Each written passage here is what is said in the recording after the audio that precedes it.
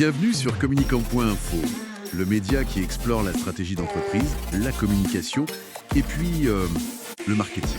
Aujourd'hui, on plonge dans un outil qui fait pas mal parler de lui, Microsoft Copilot. Oui, bonjour. Alors Copilot, c'est cet assistant basé sur l'intelligence artificielle. Il est intégré directement dans les outils Microsoft que beaucoup utilisent déjà. Word, Excel, Teams, PowerPoint. Exactement. Son but affiché, c'est vraiment d'optimiser la productivité, les flux de travail. Une sorte d'aide supplémentaire pour les tâches quotidiennes, c'est ça? Ok, alors, décortiquons un peu ça. L'objectif aujourd'hui, c'est de bien comprendre ce qu'est Copilot, ses fonctionnalités clés, bien sûr ses avantages, mais aussi, et c'est important, les questions que ça soulève pour les entreprises. Alors, justement, les fonctionnalités. Qu'est-ce qui ressort le plus? On parle beaucoup d'automatisation de tâches, parfois un peu fastidieuse, non? Générer des rapports, organiser des données. Tout à fait, c'est un des points forts mis en avant. Et puis, il y a sa capacité d'analyse de données. En temps réel, en plus. Il peut interpréter de grands volumes d'infos pour aider à prendre des décisions. C'est une fonctionnalité assez impressionnante quand on la voit en pratique. D'accord. Et il y a aussi la personnalisation, j'ai cru comprendre.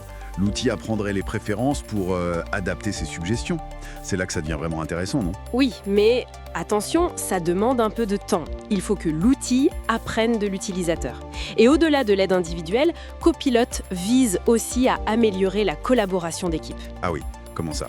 En facilitant la synchronisation des tâches, le partage d'informations. Ce qui est fascinant ici, c'est comment ça peut rendre le travail collectif plus fluide. Un peu comme un relais bien coordonné. D'accord. Ça, c'est pour les promesses, mais tout n'est pas si simple, j'imagine. L'intégration d'un outil comme ça doit soulever des questions importantes. Absolument. Et la première qui vient à l'esprit et qui revient souvent, c'est la cybersécurité. Et la confidentialité des données, bien sûr. Le nerf de la guerre. Exactement. Les entreprises doivent vraiment évaluer le compromis entre le gain d'efficacité et les risques potentiels pour la sécurité, surtout quand on parle d'informations sensibles. Microsoft doit bien proposer des mesures de sécurité, non? Oui, bien sûr. Microsoft fournit des garanties, des outils de contrôle, mais l'évaluation interne par l'entreprise elle-même, elle reste cruciale. Cela soulève une question importante. Qui contrôle vraiment l'accès de l'IA aux données? C'est vrai. Et quel impact tout ça a sur, disons, l'avenir du travail? Est-ce qu'on va vers une automatisation massive? Alors, qu'est-ce que tout cela signifie? Copilot pousse vers plus d'automatisation, ça c'est certain, pour certaines tâches du moins.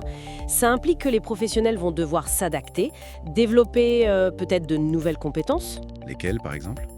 Savoir interroger l'IA, évaluer ses réponses, peut-être plus de stratégie. Mais l'idée, c'est pas tant de remplacer les emplois que d'augmenter les capacités humaines, de libérer du temps pour des tâches à plus forte valeur ajoutée, en théorie. Et puis ça rend aussi l'IA plus accessible, même pour des structures plus petites. L'adaptabilité, en fait, c'est ça qui est clé. D'accord. Et très concrètement, pour ceux qui voudraient commencer à l'utiliser, comment on fait? C'est intégré dans Word, Excel, etc.